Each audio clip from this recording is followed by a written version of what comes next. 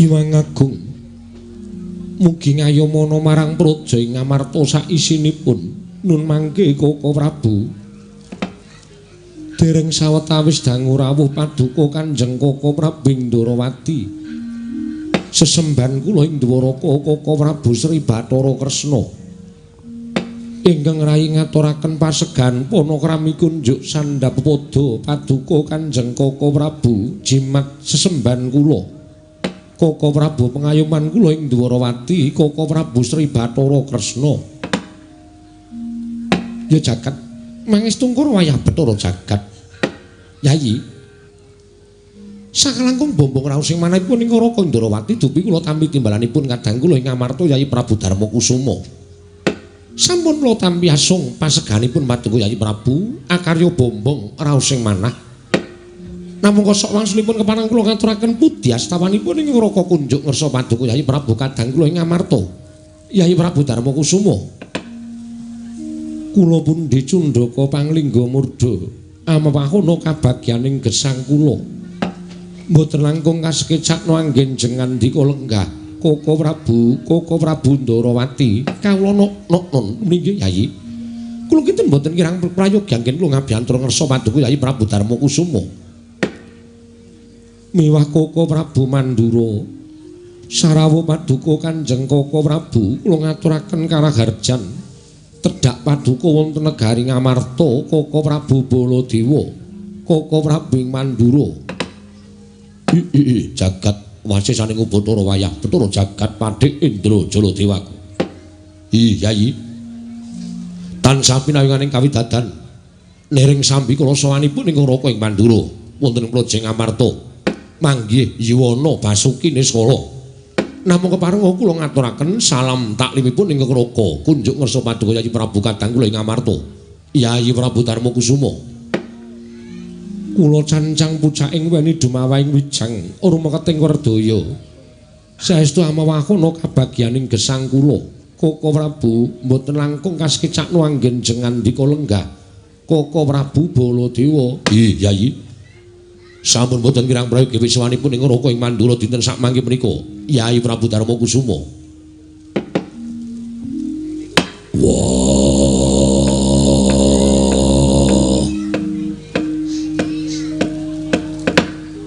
Kresna kakangku, aku ngaturke sembahku katura Kresna kakangku. Sawetara rawuh ana ing Praja Ngamarta Kresna kakangku aku Jodipati ngaturke sembah. Werkudara lho iki? Iya. Werkudara? Nggih. Yen peranganing para nayaka punggawa kabeh ngaturke sembah kalawan pun Kakang tak tampa luwih-luwih Yayi Prabu Darmakusuma ngaturake sembah kalawan pun Kakang tak tampa kanthi lega gawaning penggaling pun Kakang. Nanging aja gelo rasamu yen to siap ngaturke sembah kalawan Nata Ndarawati. Aku ora bisa nampa sembahing Werkudara. Merga nampa sembahing Dimas Werkudara kuwi abot. Nanging gandeng pun Kakang netepi minangka dalemaning Kadang Werda tumraping Kadang Taruna. Sembahmu ora tak tampa nanging pangestuku tampanana Werkudara. Ora sudi. Lire piye kowe ora gelem nampa sembahing Kresna? Ora gelem nampa sembahing Werkudara.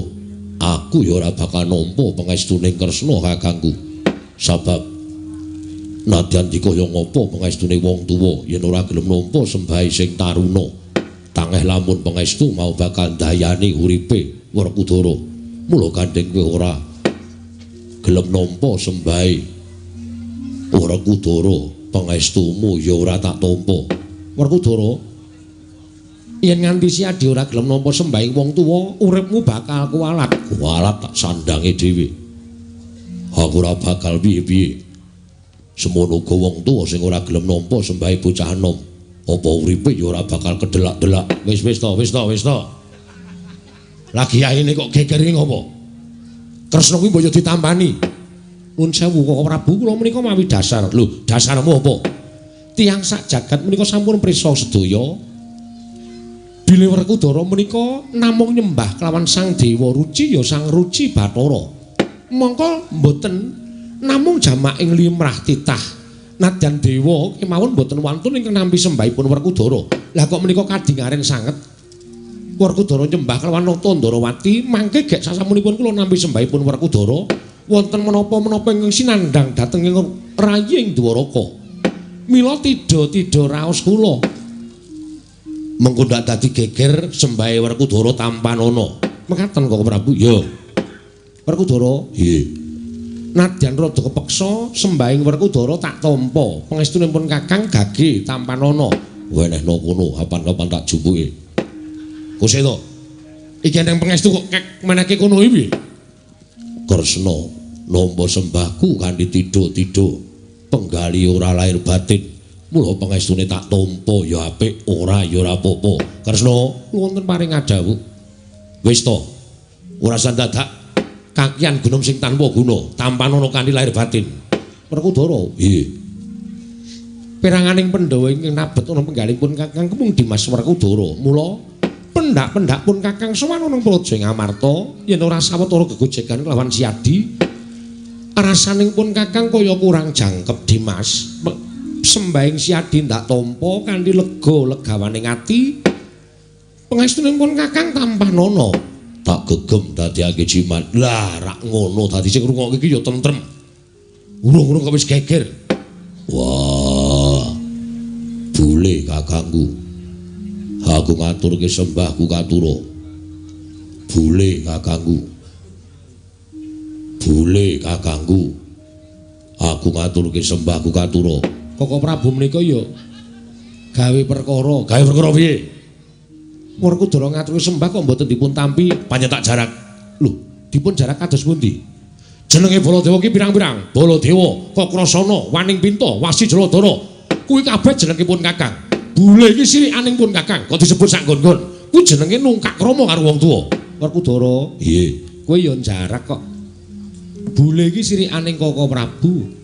Aja mbok sebut sak nggon-nggon. Iki ning ngareping para piyai agung akeh. Lah kok bule kok sebut sak nggon-nggon? Apa kowe ora ngerti nek bule iki sirikaning Koko Prabu? Bule iki aja nganti disebutake mergo bule kuwi njaluk tulung balen ana ping 1000 kas. Werkudara meneng kowe malah bula-bule bula-lube. Kuwalik kok. Heeh, bula-bule bula-bule. Mirang-mirangke pun Kakang. Baladewa kakangku. Werkudara piye? Yen pancen kowe ora gelem wujud bule. Gugato nang kayangan. Tegese ora nampa karo uripmu. Wong urip nang alam padang kuwi ditadekke apa wae karo sing gawe jagat kudune ikhlas ditampa. Yen kowe ora gelem nampa wujudmu bule, tegese kowe ora percaya marang panguwasaning Gusti sing karya jagat.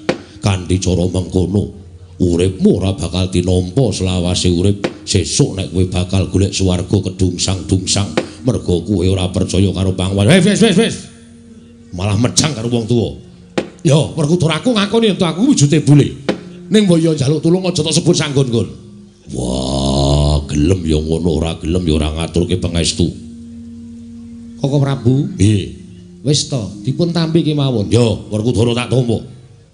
Pangestunipun Kakang Tampanana, tak gegem dadiake jimat. Jeliteng kakangku karo bule kakangku. Dikepenakno nggonmu lungguh. Iya, Werkudara kaya wis ora kepenak. Ya, wong dosa. Wis ora kurang penak praptaning pun Kakang negara Ngamarta. Koko Prabu sembah bekti kula kunjuk. Koko Prabu sembah bekti kula kunjuk. Ya kembar ndak tampa pangestunipun Kakang Tampanana. Ya Nakula Sedewa.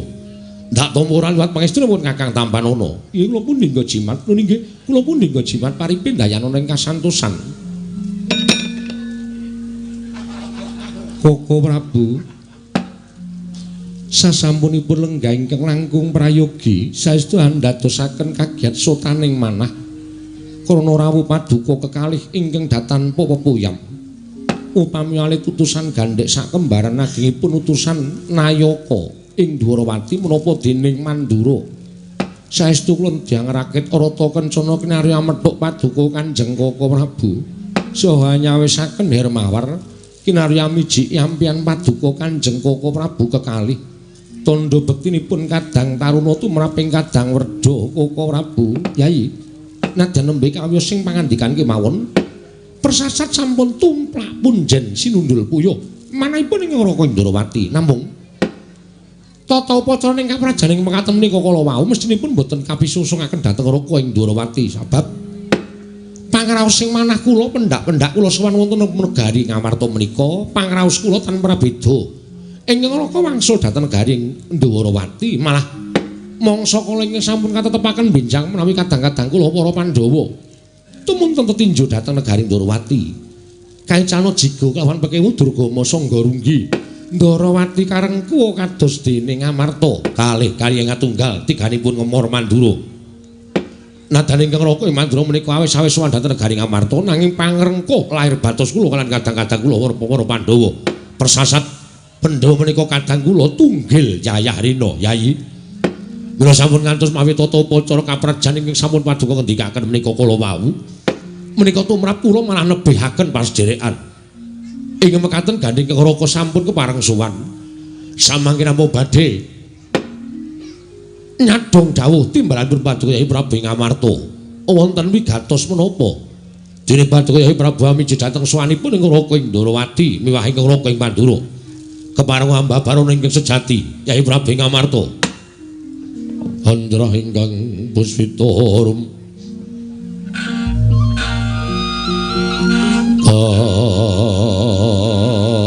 silring samirana mrih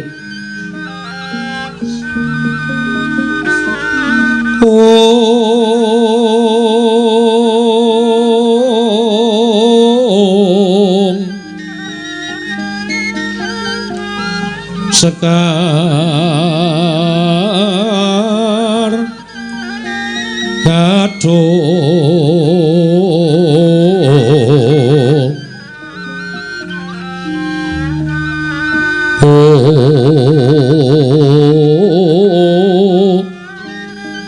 ngas kandanya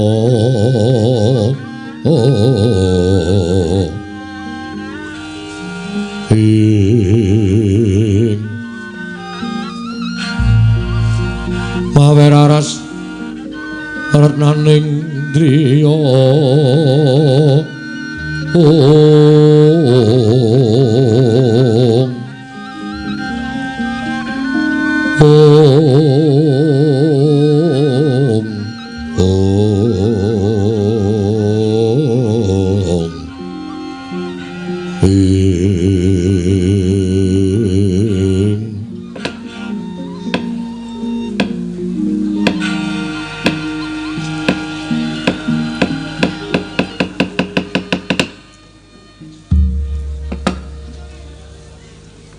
Koko Prabu estunipun rawuh paduka Kanjeng Koko Prabu namung badhe kula caosi pekabaran ingkang ndadosaken bingung raos sing manahipun ingkang rayi Ngamarta.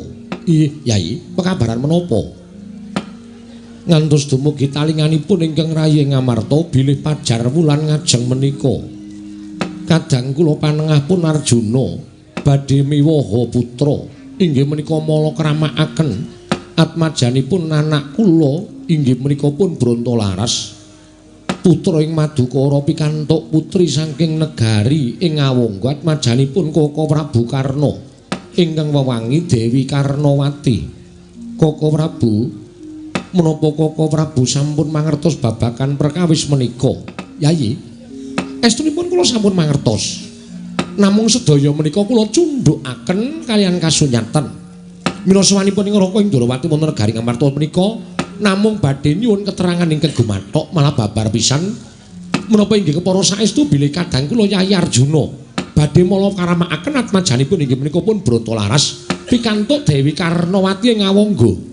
Kasinggihan mekaten Koko Prabu jagat Dewa Bathara jagat Pangestungkara. Koko Prabu, nggih.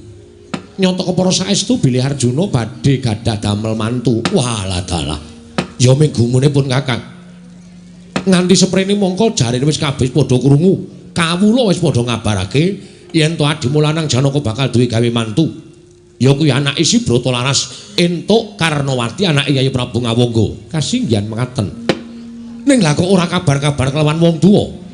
Malah pun Kakang nggone mireng pawarta mau saka mbyaking para kawula. Semono uga nalika pun kakanan Jaki kelawan sira Yayi Kresna ana ing Darawati, si Hadi ya durung entuk kabar saka kadangmu Arjuna. Nun sewu Yayi. Menapa Yayi Prabu ugi sampun nampi tetonjok saking kasatyan Madukara? Koko Prabu, ingga sepriki Arjuna dereng matur menapa-menapa dhateng Rayi Ngamarta. Mila tumunten kula ngrawakaken paduka Kanjeng Koko Prabu kekalih ing pengajap supados sakmangke monggo perkawis menika sampun ngantos mbebangeri dhateng asmanipun para Pandhawa. Ing atasipun Janaka badhe gadah damel mantu teka mboten tetarosan kelaran para sepuh. Menika kersanipun kadang kula panengah kados pundi? Werkudara. Piye?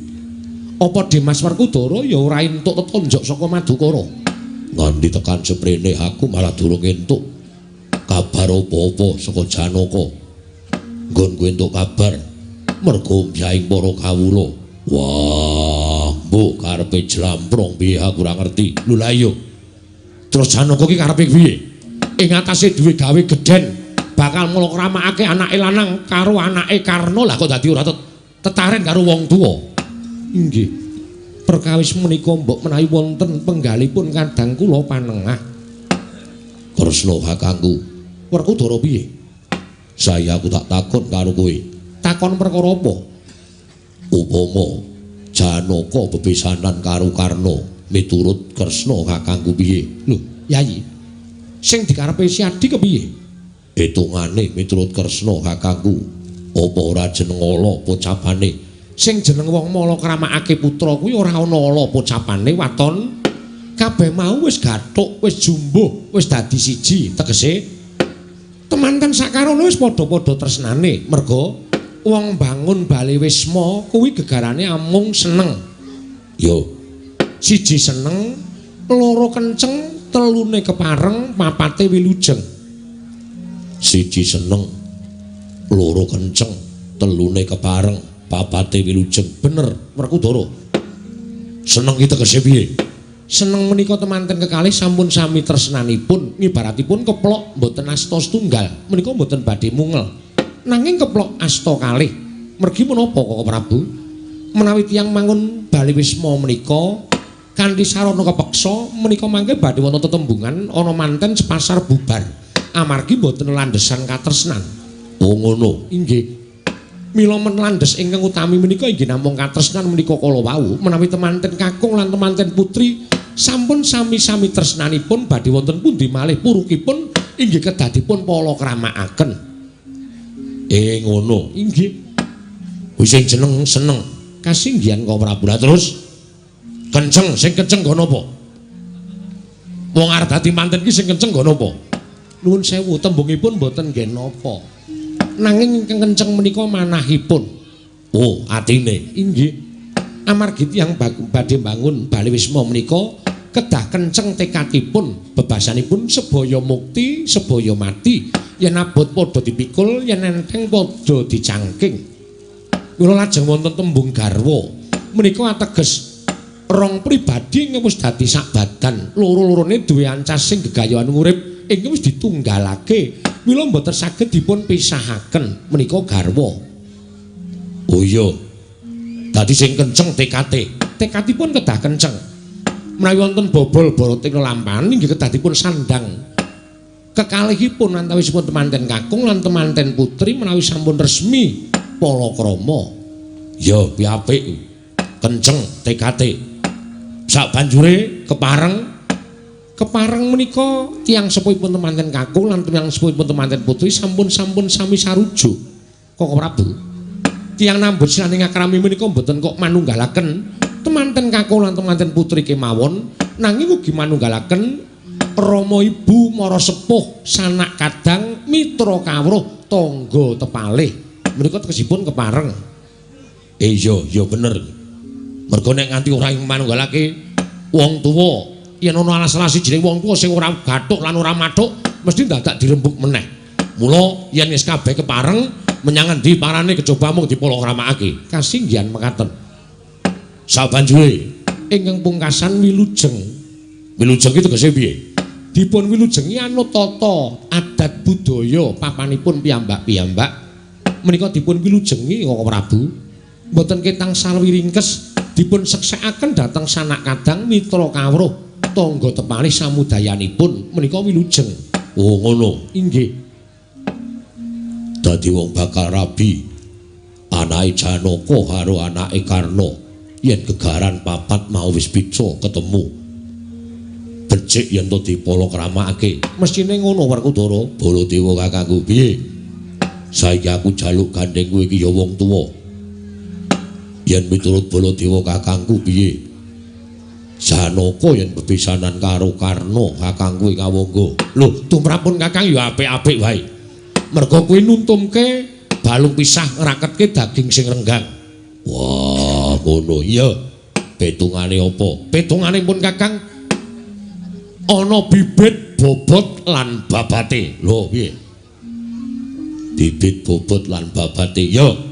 Bibit tegese bibit kuwi perkara keturunan. Nanging kene ora ngrembug babagan sugih miskin ing kadonyan, ning kene ngrembug yen to turune wong apik, turune wong becik, mesti ya bakal iso ngayomi marang garwane. Kosok balene sing putri ya iso leladi karo kakunge. Kuwi yen turun wong apik, turun wong becik. Yen turun wong ugal-ugalan, turun wong nakal, turun wong sing ora bener.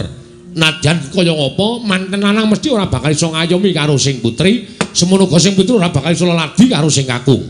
Kuwi babagan bibit. Yo. Terus bobot. Bobot kuwi lelabuhan. Lelabuhan piye? Yen arep golek mantu tinting ana uripe mantu mun dhisik. Lelabuhan tumraping kulawarga, lelabuhan tumraping bebrayan mau kudu diitung. Wong yen sepi lelabuhan, kuwi bakal ora bakal duwe sanak kadang mitra kawruh. Yen akeh lelabuhane mesti dititeni karo wong kiwa tengene. Tegese yen to ana bobol barote nggone nglakoni salaki rabi, napaki urip bebrayan mau mesti akeh sing padha rewang-rewang, mesti akeh sing padha tetulung. Kuwi bobot. Yo. Babat. Lah, babat kuwi iwak. Dudu. Ora ngawur kowe. Werkudara mbaya meneng dhisik to kowe iki. Kenjingan apa to Werkudara? Babat. Babat kuwi pamerdi panggulawentah jroning pasrawungan. Kuwi tegese babat. Yo. Mula tinting ana uga calon mantumu mau Werkudara. Yen kowe arep golek mantu, aja nganti pilih mantu kleru wong sing uraan, wong sing kurang tata krama, mengko ndak ora becik kedadeane. Wis saiki ngene, perkara babat mengko tak kandhake ning jaba. Ning kowe tak takoni, kowe aja mengiso takon tok. Kresna kakang kowe jlentrehake syarate wong nglakoni rabi. Pun kakang ya jlentrehake syarate wong nglakoni rabi. Saiki kowe piye? Yen adimu Janaka bebesanan karo Karna, miturut kowe piye? Apik. Lho. Kok ming apik iki piye? Hitungane piye? Wah, hitungane nek miturut aku ming manut sing nglakoni. Manut sing nglakoni piye? Yen pancen Bratalaras wis tresna karo Karnawati, ya wis dirabekke. Semono uga Karnawati wis tresna karo Bratalaras, menyang endi parane dirabekke. Wis kuwi wae hitungane. Kula edan iki dirungokke apik-apik kok ming kuwi hitungane piye? Miturut aku perkara kuwi diitung mburi, sebab nganti tekan seprene aku ring entuk kabar saka Janaka perkara kene bakal duwe gawe mantu. Mbarep ya ora entuk kabar saka Janaka, malah Baladewa kakangku lan Kresna kakangku ya ora entuk tetonjok rembug saka Madukara. Lah iya, manapun kakang bingung. Dina samengko malah Janaka ora katon sowan, kok ora matur perkara nggone bakal duwe gawe mantu. Iki karepe adimu panengah Madukara piye Werkudara? Sigra-sigra yen permana ganca sigra ngrakit nawang sesangka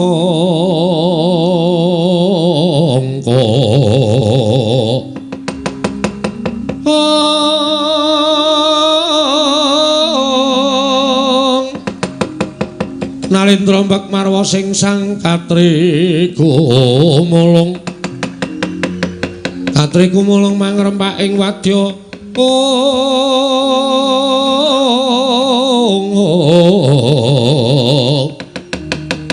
Kurda kura reka kiri ro nanggono magawe gelari ro wang-wang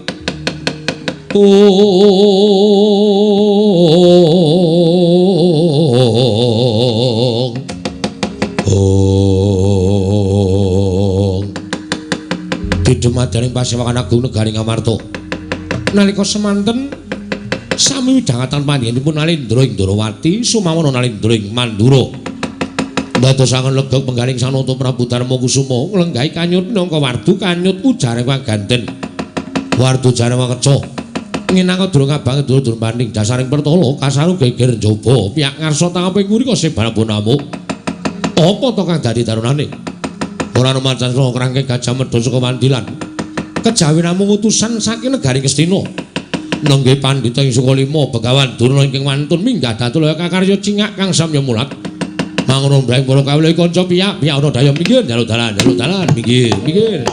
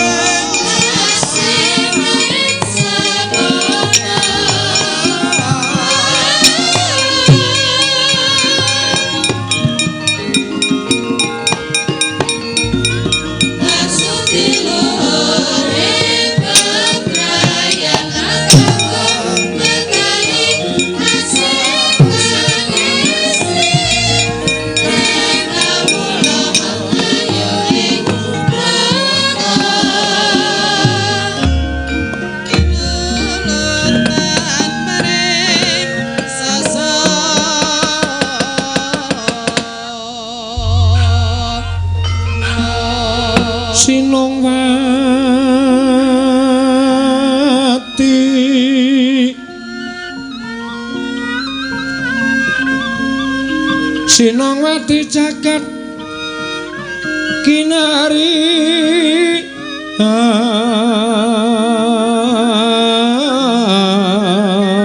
among mbak lumembak ombak ing samudra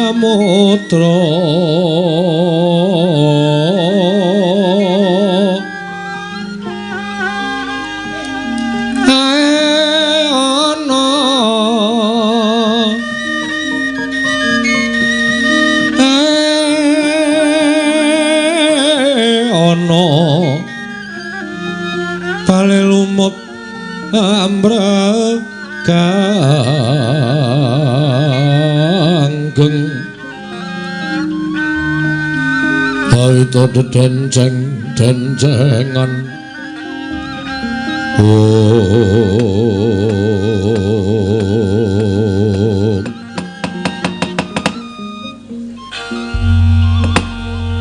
Koko Prabu dereng ngantos purna anggen kula nampi sabda pangandika paduka menika kados dene rawuhipun bapa Penemban Durna Koko Prabu jagat waisaning Bathara Wayaptara jagat inggih Yayi kaleresan menika bapa Penembaning Sukalima mila sampun ngantos kedangon tumuli katimbalana menapa wigatosipun dene bapa Durna rawuh wonten negari Ngamarta Yayi Darmaji Koko Prabu lenggah ingkang langkung sekeca kawula nok-nok ngestaken dawuh bapa Penemban sarawuh paduka bapa ing Sukalima kula ngaturaken pasegan pana krami kunjuk sandhap padha paduka bapa Penemban Durna ing Sukalima Penemban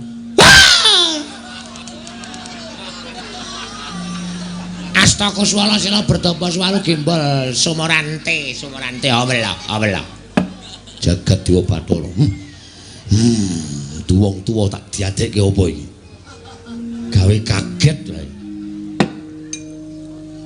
tansah pinanganing kawidadan nger nering sambi kala sowanipun ing bapa ing Sukalima manggiya widada sowan kula tebih saking rubeda saha paseganipun paduka anak Prabu sampun kula tampi karya bombong raos ing manahipun ing bapa ing Sukalima kemarang kula ngaturaken pudi astawanipun ing bapa Kunjaka paduka anak Prabu Puntadewa anak kula nger bapa Penemban kula tampi karya bombong raos ing manah mboten langkung kasekecakno anggen jengan dika lenggah kula naknan sampun mboten kirang prayogi piswanipun ing bapa ing Sukalima dinten samangke menika wonten negari Ngamarta nger bapa Durna katuran karaharjan rawuhipun oh inggih menika anak Prabu Sri Bathara Kresna inggih Penemban wilujeng nering sambikala kula ngaturaken salam taklim katur nggih nger inggih bapa kula tampi akarya bombong raos ing manah kasekecakno anggenipun lenggah oh inggih sampun boten kirang prayogi Bapak Durna wonten dawuh nger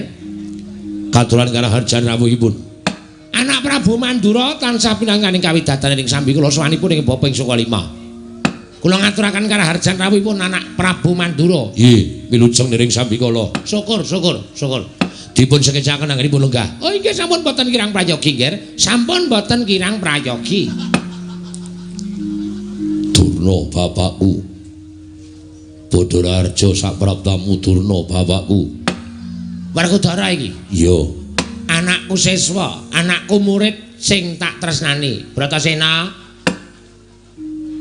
kowe ngabekti karo wong tuwa tak tampa cah bagus cah jlunet ora liwat pangestu ning bapak wae tampan ana ya Werkudara yo ndak gegem ndadekake jimat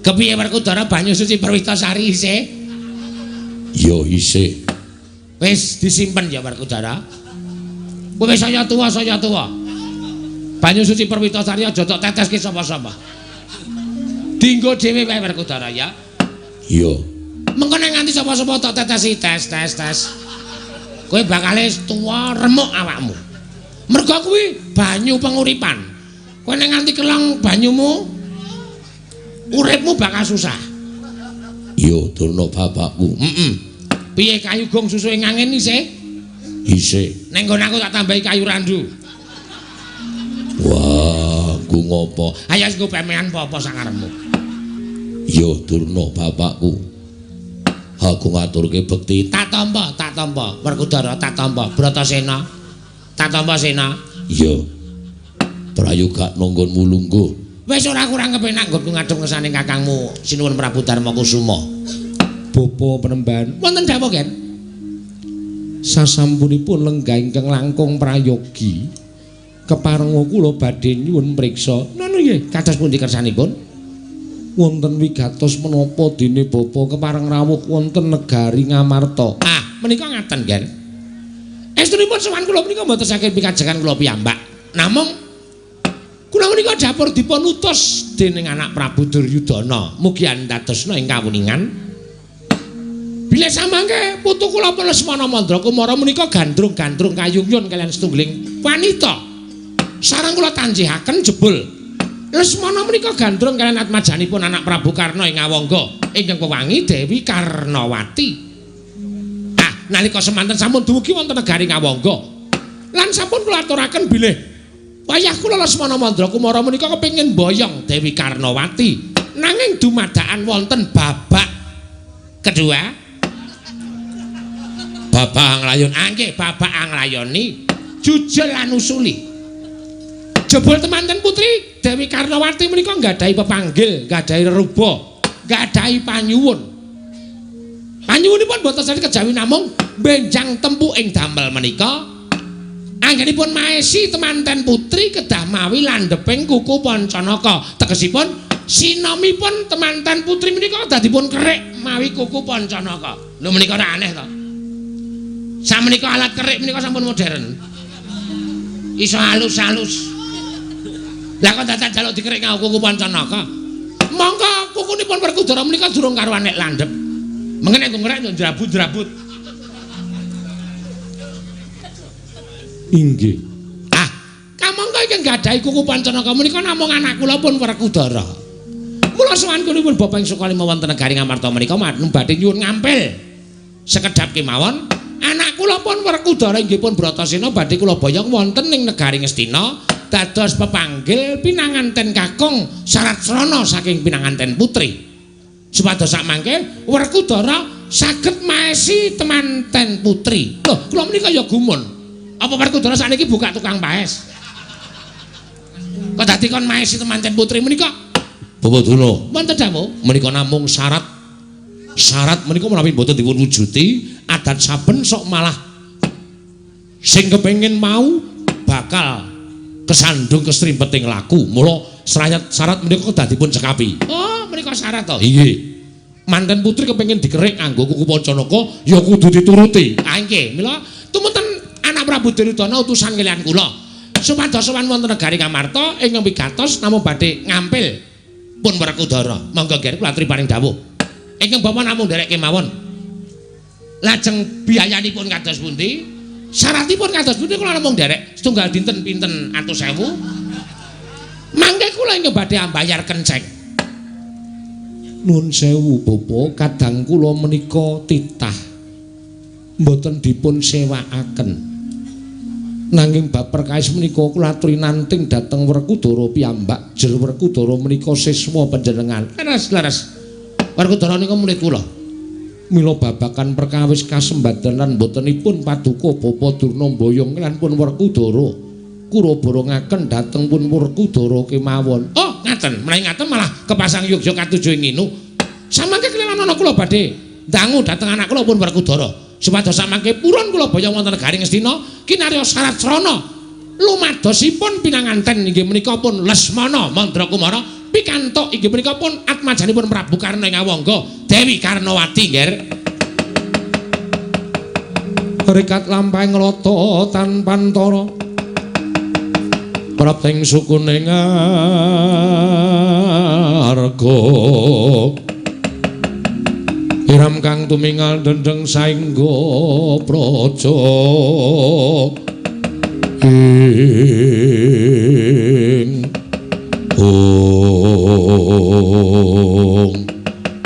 dereng ngantos paripurna sami Balwacana asarusanipun kula Petruk ingkang nyerpepeh pindha sata matarangan.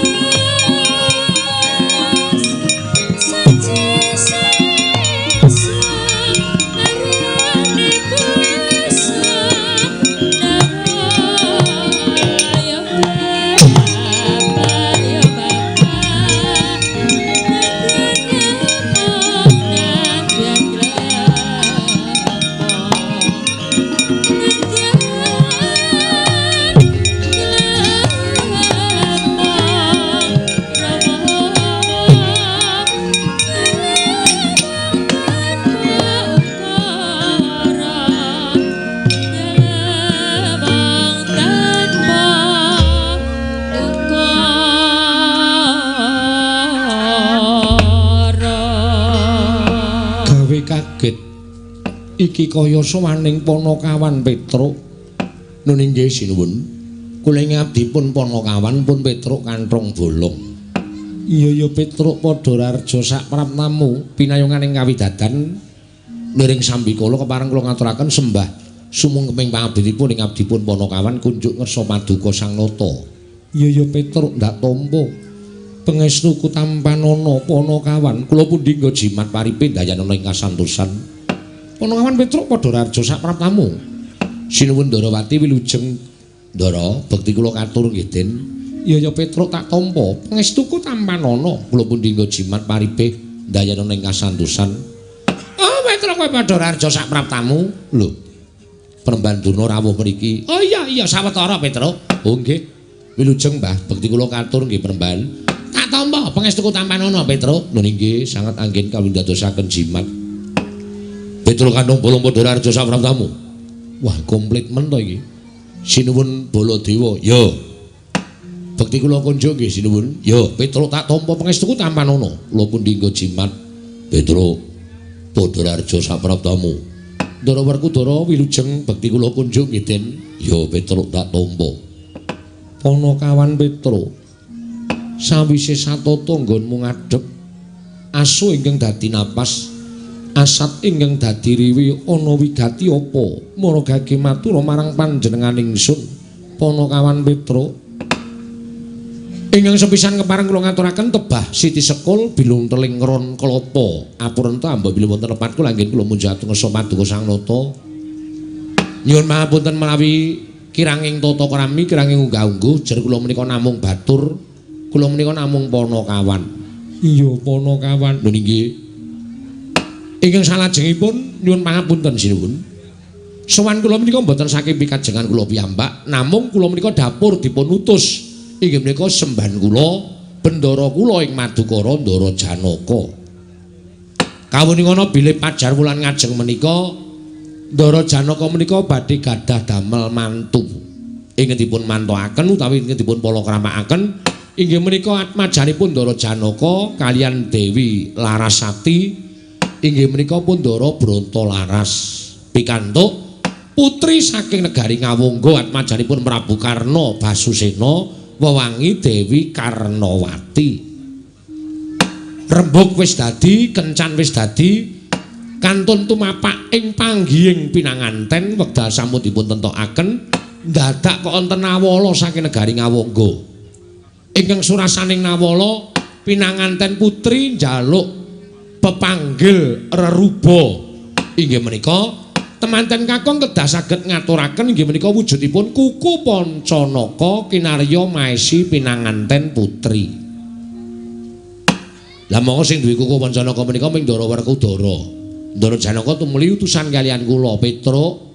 Kowe tak kongkon ning negara Ngamarta suwana Kanjeng Koko Prabu matura yen to aku kepengin utawa ngrawuhake Kang Mas Njodipati rawuh neng Madukara wis menyanga bali tekan Madukara ora bareng karo rawuhing Kakang Mas Werkudara tak totok palu ndasmu ngoten niku napa mboten tratapan kula dikongkon kok ameng-ameng nyawa cobi ning arep kaya ngapa Ndara Janaka menika bos kula juragan kula ya tetep manut mula sowan kula wonten negari Ngamarta menika entuk ora entuk kula ajeng mboyong Ndara Werkudara. Ngoten mawon atur kula menawi wonten lepat atur diagung pangaksami nyuwun pangapunten ing sakalangkung kathah. Petruk dalem sira ngerti apa ora? Lho, mboten. Kon ngerti napa wong ora ana apa-apa kok sira ngerti apa ora? Bapa Durna rawuh ana ing negara Ngamarta uga mbutuhake Werkudara. Lho. Penemban Durna. Iya Petruk. Kangge napa? Jarene dadi srana temanten lanang saka Ngastina, Lesmana Mandrakumara dhaup karo Karnawati. Wo, lah iki masalah iki. Waduh kasos. Napa Begawan Durna pun ngendika? Iki mau lagi wae paring pangandikan. Lah sakmenika ngaten kemawon, sakmenika ngaten kemawon. Nuwun sewu lho. Mboten kula menika badhe napa jenenge gawe urup-urup mboten. Ning nuwun sewu, putrane Ndara Janaka menika sinten? Ndara Bratalaras. Jarine nek anak Pandhawa anak Ndara Werkudara niku ya anake Pandhawa, anake Ndara Janaka niku ya anake Pandhawa 5, putrane Sinuhun Prabu Darmakusuma niku ya putrane Pandhawa 5. Ateges Ndara Bratalaras menika putranipun Pandhawa 5 cacahe. Ngoten. Lah nek Ndara Janaka mbutuhke kakangne dhewe, kakangne kenyer-kenyer tunggal Yayah Rina Ndara Werkudara kok ora kasembadan ming butuh ngrabekke anake lanang ning makne gedhe malah nglabuhi wong kana-kana menika tegesipun saru. Nek ngono sing disebut Pandhawa niku antiga sak petarangan menika mboten wonten nyatanipun. Pandhawa menika mati 5 mukti 5 ya ora ana nyatane. Buktine anake dhewe arep rabi kok malah merlokke wong kana-kana. Niku nuwun sewu lho, nuwun sewu. Mboten kula ajeng bari urup-urup babar pisan mboten. Namung ngengetaken jer panjenengan menika arepa piyai luhur ning ya menungsa lumrah kedunungan nina lali salah apes lan mati. Mula nek nganti lali kula sing ngelingake, nek nganti apes kula sing kudu iso tetulung kalih para pepundhen kula Pandhawa. Mengkono Petruk nggih. Mula monggo kula aturi menggalih. Sing buta niku dudu sapa-sapa, sing buta niku Ndara Janaka. Ndara Janaka kuwi sapa? Panengahing Pandhawa Satriya Madukara. Niku rayine Ndara Werkudara. Nek Ndara Werkudara abot karo wong Astina, ha nggih sampun. Mengke nek enten dukane Ndara Janaka, kula ora melu-melu. Nek ming duka wae ora apa-apa. Nek nganti Ndara Janaka wiwit dina iki aku metu saka Pandhawa. Pripun? Ayo. Sinten sing ajeng dadi kiper? Ndara Janaka medal saking para Pandhawa menika ketatipun penggalih ingkang langkung mermati sampun ngantos grusak-grusu. Nuwun sewu, Ger, nuwun sewu. Mboten nama kula badhe nyenculani rembakipun Petruk menika babar pisan mboten namung nuwun sewu lho. Pranatan pundi kemawon wonten ing praja pundi kemawon menika ingkang rumiyin dipun rumiyenaken, ingkang kantun dipun kantunaken kedah adil lho, Ger. Sawanipun ingkang bapa langkung rumiyin tinbaripun Petruk kantong bolong. Mangkriyen, mangkriyen. Mboten nama kula ajeng munggel pun Begawan Durna mboten namung nuwun sewu. Nadyan kula kantun ning nuwun sewu kula aturi mawas kula niku sapa? Kula niku Petruk. Kula niku pendak Senen karo Kemis niku sing nyapu Datulaya Ngamarta, sing ngepel papan rigi. Kula niku abdi Ngamarta. Terus sing dadi arep dadi manten niku Ndara Bratalaras niku anake Pandhawa. Ngoten. Napa ya arep dikerekke? Apa arep digawe ora iso Sida Rabi? Napa ya mentala ming perkara teka dhisik karo teka keri panjenengan mentara karo putra panjenengan piyambak Ndara Bratalaras. Nuwun sewu lho, Ger. Tembung sama beda dana denda menika dalu mampah. Panjenengan sampun kados mekaten menika. Nuwun sewu, nuwun sewu. Saniki nek panjenengan nglabuhi Ndara Lesmana Mandra Kumara niku terus entuke napa? Kula tak takon karo sampean. Nggih ta? Wong salwangsul Pandhawa niku digawe cintraka karo Kurawa. Bola-bali Pandhawa niku dikrenah patine karo Kurawa. Ning nek Kurawa butuh apa-apa, ngrerepa, ngapik-apik, nyanak-nyanak. Butuhke Ndara Werkudara, tekan kene ya nyanak-nyanak. Mengke ra urung nek pas sengit, pas gething niku ngangkah patine para Pandhawa. Nuwun sewu. Panjenengan badhe mbelani wong sing seneng gawe cintrakaning Pandhawa. Nggih. Panjenengan badhe mbelani wong sing seneng gawe kapitunaning para Pandhawa. Nuwun sewu lho niku kula mengelingke lho mboten ajeng pripun-pripun kula mengelingke ngoten. Tur malih panjenengan labuhi Ndara Bratalaras pikantuk Dewi Karnawati menika wis cocok, sing lanang bagus, sing wedok ayu. Ngoten. Ning nek sampeyan labuhi Ndara Lesmana Mandra Kumara niku padha karo sampeyan nyengsarake uripe manten wedok mergo rabi wong pekok. Oh, ngoten mawon. Mboten sakake. Lek kula matur niku dienggo ukuran kemawon. Kula ora arep piye-piye kok. Ukurane ngoten kemawon. Ora perkara dhisik karo keri niku mboten perkara dhisik karo keri. Ning perkara ukurane apa panjenengan ajeng mentala nyengsarake putrane Ndara Karna. Nggih. Ya bener putra Nalendra sing arep gumanti Nalendra ing Ngastina sesuk nek sida. Ayo. Nek Lesmana durung kelakon dadi ratu wis perang Bratayuda. Kurawa mati kabeh, Lesmana mati. Asa mriki dadi ratu. Nggih ta? Mila ketatipun penggalih kanthi ingkang sak sae-saenipun, ngoten. Ketatipun penggalih ingkang sak sae-saenipun sampun ngantos panjenengan luput mangke menawi lepat panjenengan getun piyambak. Nuwun sewu, Ger. Nuwun sewu. Menawa dipun ilani kula sambek rembak kalian Petruk. Rembakipun Petruk ingkang pungkasan menika sajaipun dudul manah kula. Bapak Durna kula aturi sabar sawetawis. Kula tiyang sepuh, Ger, kula tiyang sepuh. Kula mboten badhe menapa-menapa. Namung nglempengaken dhateng ucapipun Petruk ingkang sajaipun ngias dhateng putra Ngastina inggih menika wayah kula Lesmana Mandra Kumara.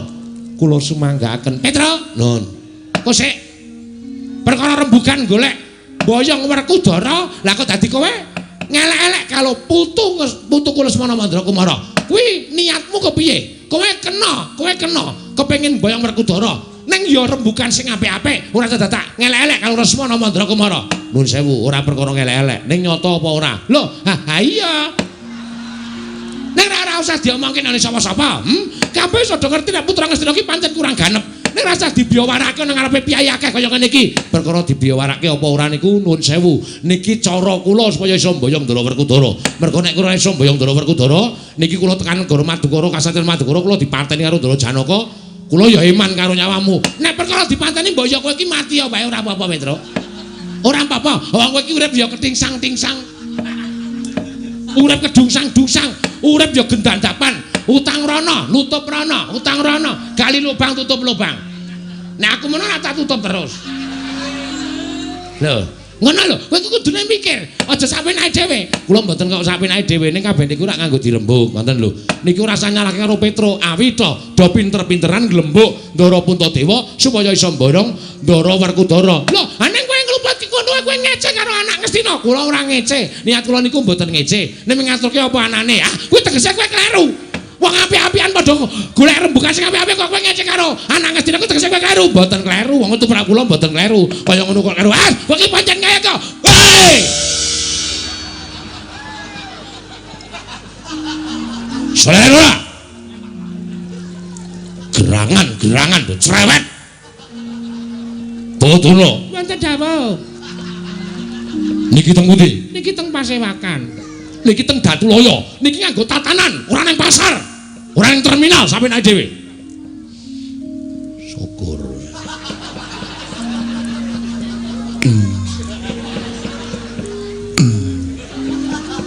Syukur. Senane sampean marahi kok. Lah aku ora marahi kok, kowe sing marahi kok. Sampeyan kuwi lho, aku ki menggenake. Perkara ki ora jana nyenggol karo anak Ngastina. Anak Ngastina ki anak ratu dinekke wong pekok. Lho kula ora ngonekke wong pekok. Ora ngonekke wong pekok ming nyatane kok. Nyatane ya ben rasa dadak cerewet kowe iki apa? Wong nyatane kaya ngono kan. Lah sampeyan iso omong sih sak penake dhewe. Lho kowe iki cerewet. Bela. Petruk iso leren ora? Saged. Bodona iso leren ora? Saged. Wah, kudu dibalik gak seret ning Jawa kabeh.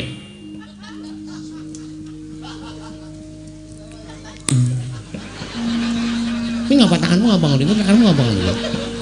Kowe ngapa tanganmu ngono iki ngapa tanganmu? Aku ora dhewe kok. Kuwi jenenge ngece karo aku. Tanganmu ning ngarepe raiku ya, Petruk. Lho, kula ora sengaja ping ngono ning ngarepe raimu. Kowe iki jenenge ngece karo Begawan Durna. Bodana. Mboten dawuh.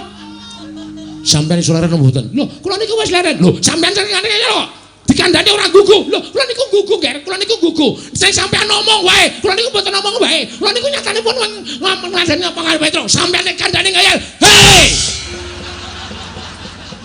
Soren ora. Petruk setan. Oh iya Dek lali aku.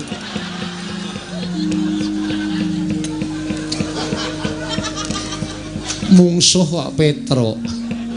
Ya mesti ketikel-tikel ya Petruk. Hei, us.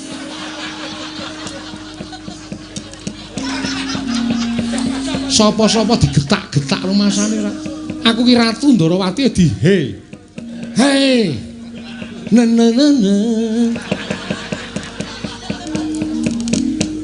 Petruk edan tenan. Petruk edan. Sapa-sapa digetak aku barang digetak. Sampeyan yo rewel wae kok. Iso dong meneng ora? Durna iso meneng ora? Isa Petruk isa. Sinuwun mandura iso kentel ora? Iso. Lah.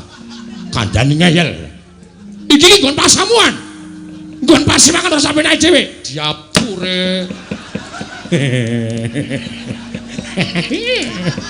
Seneng aku. Ponokawan wonten dawuh Bapak Durna. Wonten dawuh, Ger. Mangke kula ingkang badhe ndangu dhateng Werkudara saenipun Petruk kaliyan Bapak Durna nengga wonten ing Jawi. Ngentosi menapa dipun aturaken kadang kula ing Jodipati Bopo penembanten. Oh inggih ngestaken dawuh. Nah ngaten kula paring kula madhal pasilan sinuwun. Sing ati-ati aja kaya bocah cilik. Kemareng kula madhal pasilan sinuwun sing ngatos-atos Bapak Durna sampun kados larit kawit.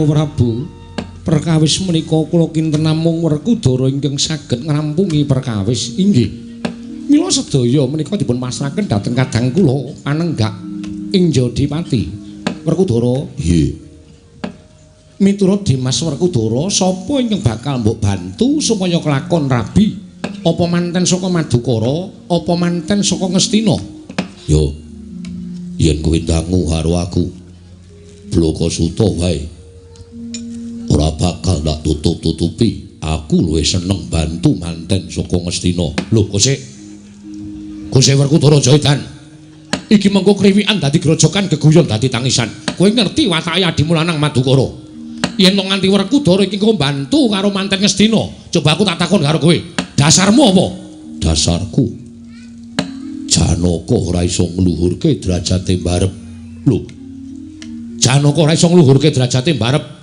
tegese kongkonan batur apa Madukara kuwi ora ana piyayi sing iso ngluhurke barep kakangku sing angka loro Duryudana luwih ngluhurke derajate barep utusan karo Begawan Durna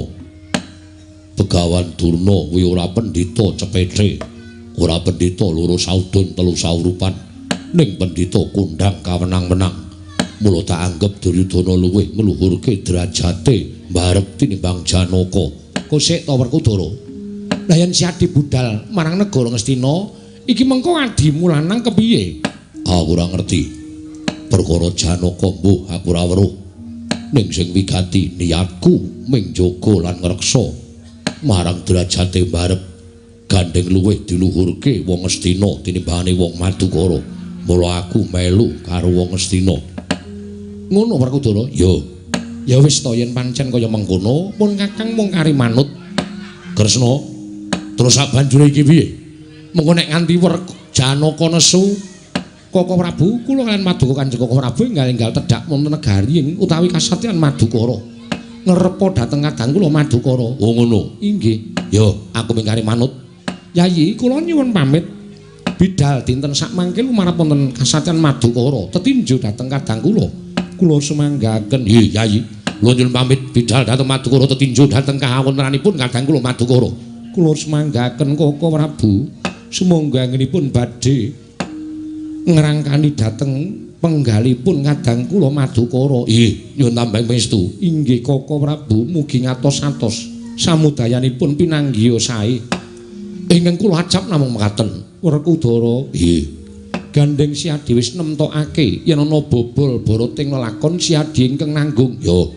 aku sagu nanggung jagung bakarane barep kakangku iya Dimas nek kula sedewa kula wonten timbalan iya kula wonten timbalan Koko Prabu budalna kang padha sibeng sun kundur ngedaton kawula ana ngestaken dawuh kaya wis ora ana dawuh maneh Yayi Nakula Sadewa purna gatining pananggilan sanul sasukundul ngedaton jeluk saking gambar kencana kinapit gambaran gading kadheraken sangganing Promban Cedi manggung ketanggung Joko Paloro ing sami ngampil patraning Prabun gawis dengan saking Mandura tindak nyosri Naranata lamun katinon saking Mandrawa kaya tansah sesanti kamulyane